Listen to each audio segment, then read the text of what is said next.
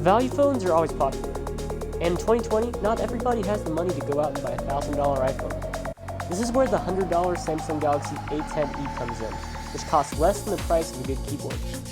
I've been using this phone for a couple of weeks, and it's great, for $100. Firstly, let's look at design and build quality.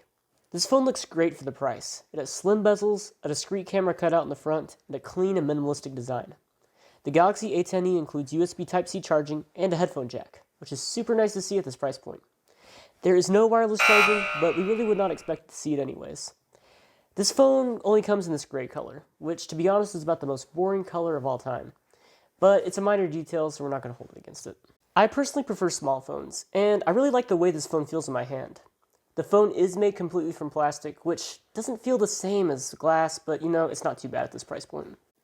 Next, let's look at screen quality. The display is fairly bright, and although it's extremely low resolution, it makes the most out of it, and it looks pretty good and colorful for $100.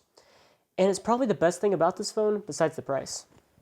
Next up is performance, and it's probably the worst element of this phone, yet it's not entirely a deal breaker.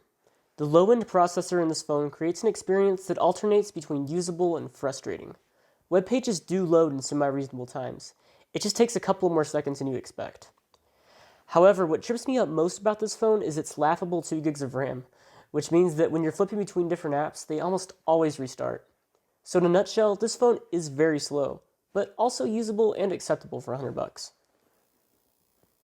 On the other hand, a great thing about this phone is the software, because this phone has received the Android 10 update, which to be honest, I would have expected a $100 phone to be running an Android 9 right now, so good job Samsung. Next up is storage, and there's not much of it, only 32 gigs to be precise. And 32 gigs is usable, just be prepared to use a lot of cloud photo storage. Speaking of photos, let's talk cameras. The single lens on the back of this phone is mediocre, but when you consider that this phone only costs $100, I am more than happy with the mediocre camera. Here's photos from a recent trip, and as you can see, when given proper lighting, this phone can take fairly decent photos. But when you're in any kind of nighttime scenario, forget about it.